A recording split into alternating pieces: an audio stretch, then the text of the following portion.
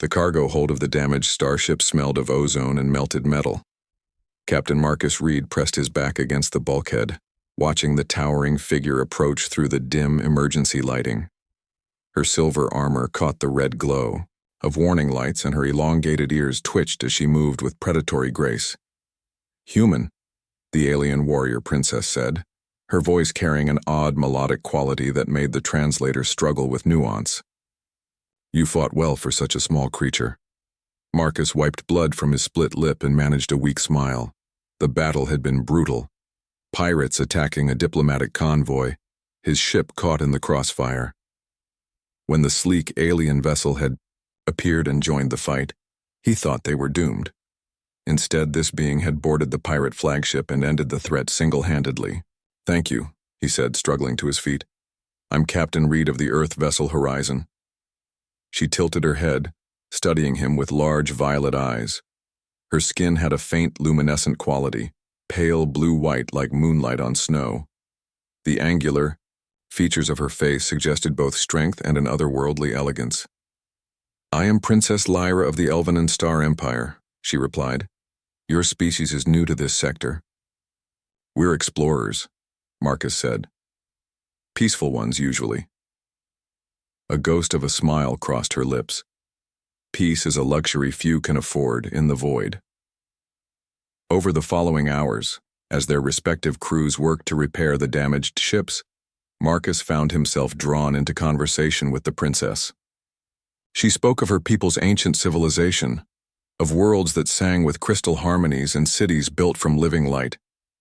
He told her about Earth, about humanity's struggle to reach the stars, about their hope to find their place among the galactic community. "Your people are young," she observed, "but there is something fierce in you. When the pirates targeted the civilian transport, you placed your vessel between them and the innocents without hesitation. Anyone would have done the same," Marcus said. "No," Lyra replied firmly. "They would not. I have seen countless species across the galaxy. Most would have calculated odds, weighed benefits, considered political ramifications. You simply acted." Days passed as they traveled together toward the nearest station. Marcus learned that Lyra was returning from a failed diplomatic mission. Another species had rejected the Elvanan offer of alliance, preferring isolation to the complex web of galactic politics. "Do you ever wonder if it's worth it?"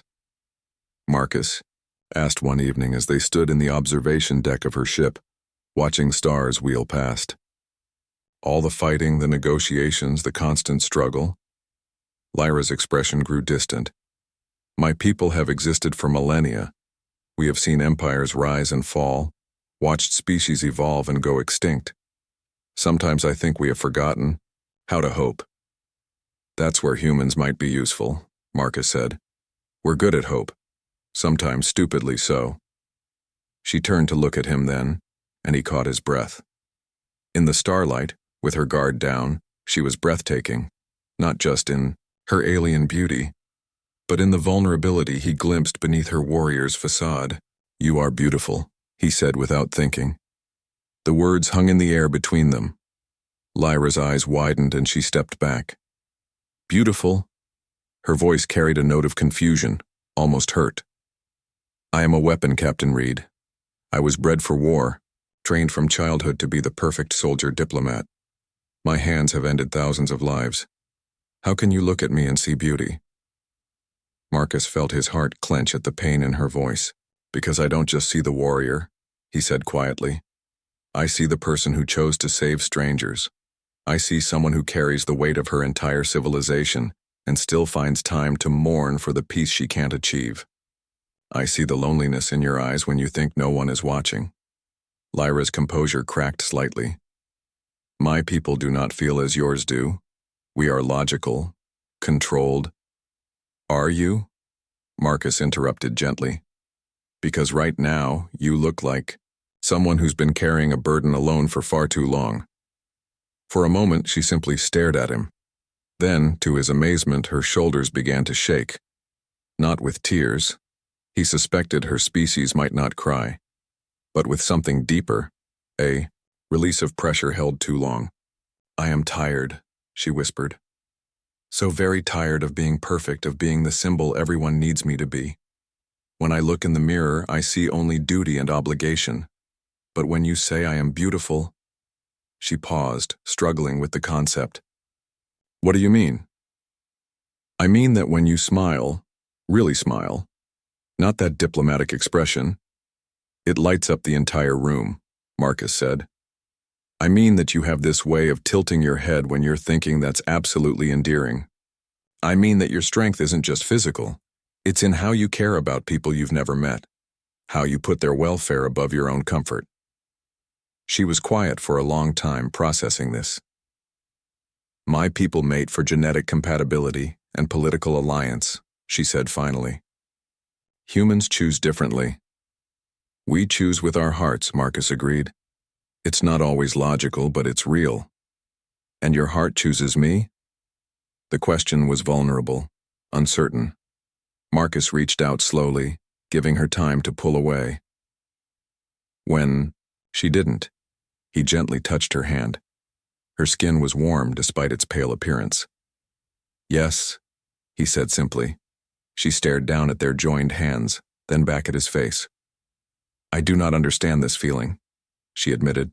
"But when you look at me the way you do now, I feel different. As though I am more than just my function." "You are," Marcus said. "You're Lyra. Not the princess, not the warrior, not the diplomat, just Lyra. And Lyra is beautiful." She stepped closer, her free hand rising to touch his cheek with surprising gentleness. "Show me," she said. "Show me what it means to be seen as beautiful instead of useful." Marcus smiled, leaning into her touch. "It would be my honor." As their ships continued through the void toward an uncertain future, two souls from vastly different worlds began to discover that sometimes the greatest strength comes not from weapons or duty, but from allowing someone else to see you as you truly are.